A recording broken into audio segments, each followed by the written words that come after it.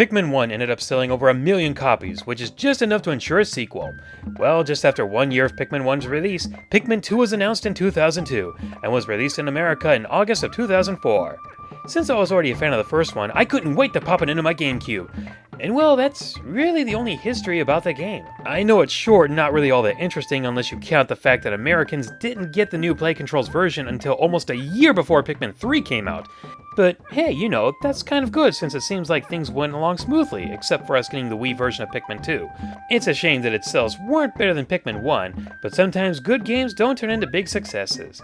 Oh, irony, I love and hate you so much.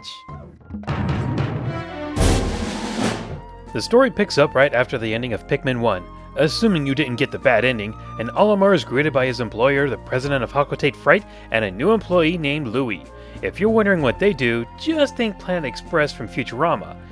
It seems that Louie ran into a vicious space bunny that ate their cargo of golden Pikmin carrots.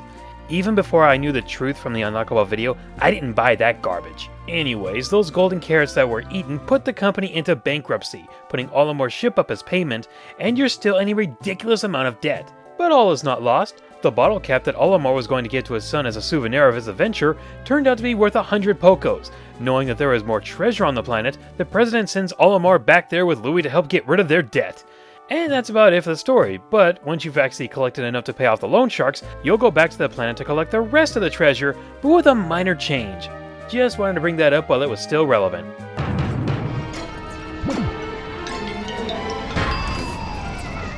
Pikmin 2 is a great example of how to improve over the original in ways you didn't even know you wanted. It's still very much like the first game.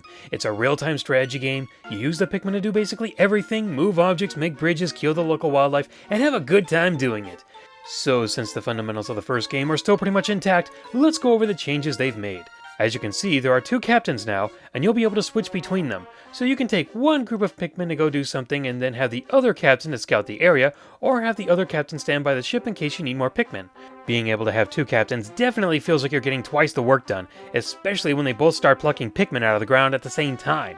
The good news this time is you don't have a day limit. Sure, you still have to finish up before sunset so you can avoid all the nocturnal hunters that eat anything left behind besides unplucked Pikmin, but you can have as many days to get the job done as you'd like. It takes away the pressure the first game presented you with, but without the urgency of your life expiring in 30 days, I tend to go slower at this game than I did with the first one. Much like your ship parts from the first game, the Pikmin will carry the treasures, which most of them are product placement, back to the ship as long as there's enough of them, the path is clear, and nothing eats them.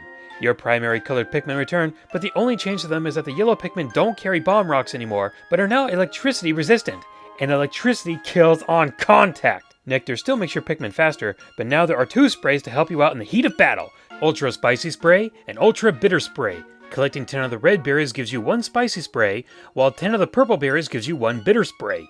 Spicy Spray makes your Pikmin super fast and more powered up for a limited time. Ultra Bitter Spray, on the other hand, is not for your Pikmin, but for those who oppose you.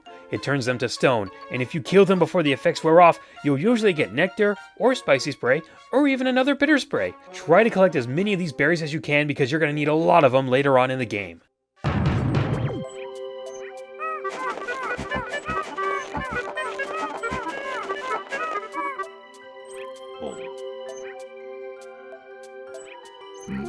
Most of the treasures are now hidden beneath the soil in deep underground areas.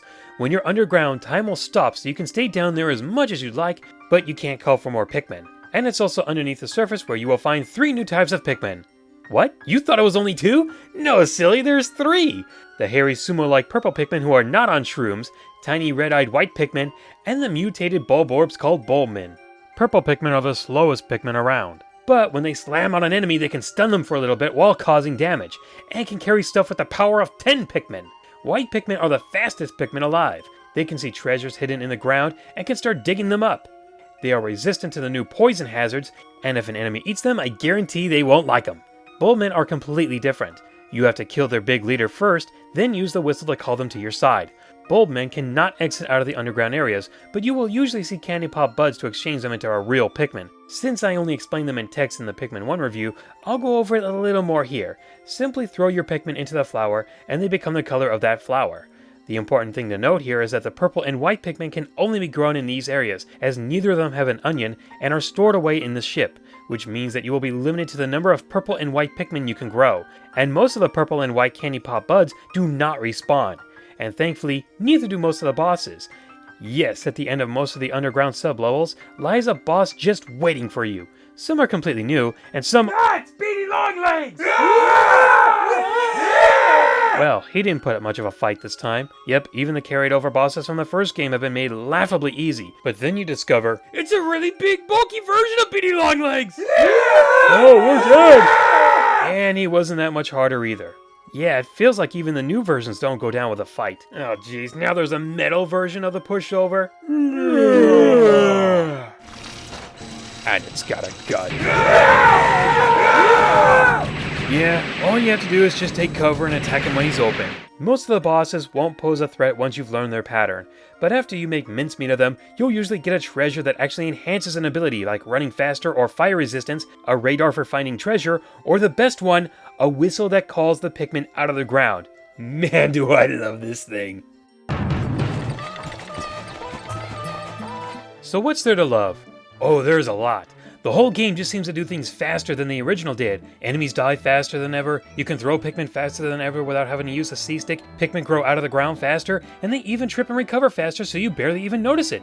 Having two captains allows you to get twice as much work done.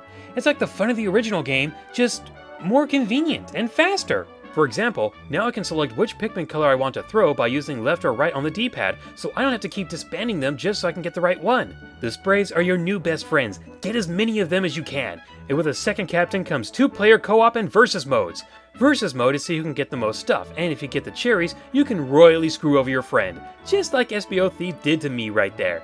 And then send his Pikmin to attack me. I need an adult! I need an adult! Co-op is only for the challenge mode, which has to be unlocked in the single player mode first, but don't worry, you should get it very early. Working together with a buddy just feels so good and you wish you could play through the single player mode with another person. Oh, and even if you get to go alone in the challenges, that's fine. The challenges this time are way better. It's really just going through the underground areas, collecting treasure and fighting enemies with a limited amount of Pikmin and time. But it doesn't feel as lackluster as the first game's challenge mode. However, the real challenge is beating all of them without any Pikmin dying, and let me tell you right now, that ain't easy. You don't have to collect any treasure except for the keys, but if one Pikmin turns into a ghost, just start again. But if you do perfect them all, then you get that unlockable movie I mentioned earlier, so there was at least something worth all that trouble. So what's the problem?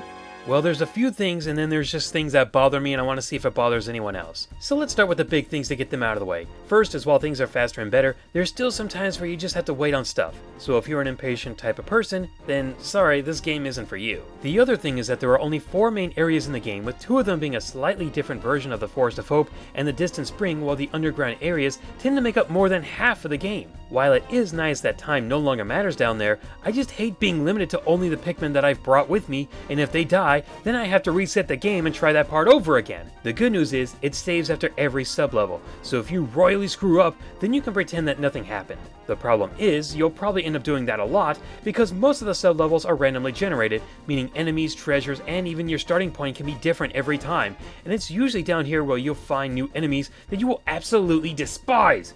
Remember that trolling snitch bug? He brought 2 friends and I hate them both! This one only goes for the captains and then throws them to the ground, and this one coughs up bomb rocks. These spider-like creatures called dweevils have element attacks and like to take anything as a hat, then scurry away, not caring about where they go. And do I even have to bring up the new Bulborbs? Well, only 2 of them are worth mentioning. The orange one is very alert, making it hard to sneak attack, and the Bulberry returns, and they have it out for your Pikmin and never sleep. Even worse is that if you don't bring it back to the onions or the ship, it will regenerate its life, and you'll have to kill it again! Oh yeah, and there's always the one that's on fire. I hate that one! Ugh, don't even get me started on these Gatling grunts. They walk around and fire small explosives that will either stun or kill your Pikmin. They can't be attacked from the front, and they too can also come back to life, so don't let that happen. A lot of the underground parts just tend to drag on, and I recommend doing them in one run. You know, leave nothing behind, with the exception of Submerged Castle, because you'll be too busy panicking and worrying that you won't have time to pick up every treasure you find on your first visit. Why? Ask him! This stupid see-through flubber on stone cylinders shows up after a while and wants to make pancakes out of your Pikmin, and you can't fight back until you get the purple Pikmin later on in the sub-levels. And unlike the other bosses, he will respawn every time you go into the submerged castle. The only good things about this place is that it's the only time I've seen purple candy pop buds respawn, and it's where you'll get the whistle to pluck Pikmin out of the ground. Oh, and there's also a very specific type of underground area I hate the most. The ones with bottomless pits. Accidentally throw your Pikmin over the ledge, or did an enemy shake them over the ledge? Also, those bombs and surprise enemies. Okay, you know what, it's not really having the patience of waiting on stuff to be done, it's how much patience you have to deal with all this crap that determines whether or not you're going to enjoy playing this game. Because while the game adds a bunch of little features in there to make the game feel better and faster than the first one, it triples the amount of annoyances you had to put up with in the first game. One last final note before moving on. Because of how limited purple and white Pikmin can grow, I almost never use them unless I have to for fear of having them accidentally killed, especially when you need 100 purple Pikmin for this treasure.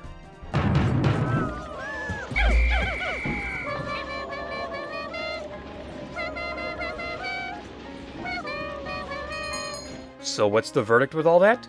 Well, Pikmin 2 adds a lot of ways to make the game feel more user-friendly, then throws them into a user-unfriendly place. Don't get me wrong, it's still as much fun to play through as the first one, and the game does have those sprays that can really come in handy. There's a lot more content in this game than the first one, but between the two, I prefer the first one because of how much fun it is to speedrun it. That's not to say I don't enjoy playing this one, I just wish there wasn't as many underground areas that end up becoming your Pikmin's grave. There is a feeling of satisfaction when you conquer them, and if you have any major problems you can always reset and try that sublevel again. If you enjoyed the first game, you will enjoy this one. I'm just not sure which one you'll like better. I can't say it's for everyone, just for those who have the patience to get through this game, and for those who don't mind having some Pikmin get obliterated. More so than the first game did. But if you're cool with all that, then give this one a shot. A 4 out of 5. It's an enjoyable experience for those who can play it.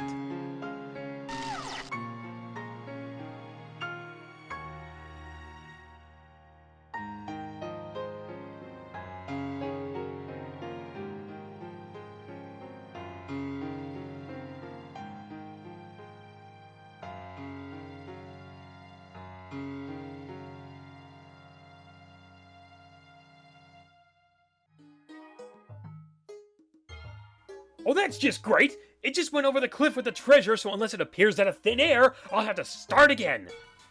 Might as well scout out the area so I know what I'm getting myself in. Did it just appear out of thin air? There is something seriously messed up with this planet. So as you can probably guess, you'll see some videos here for the Pikmin 1 review, my 10 personal favorite Unova Pokemon list, our 5 favorite and hated Sonic characters list with WeDude83 Rebirth, and I'm out of video plugs again, so let's go with the Sin and Punishment Star Successor review. And now to either work on the list or the Pikmin 3 review. Later everyone!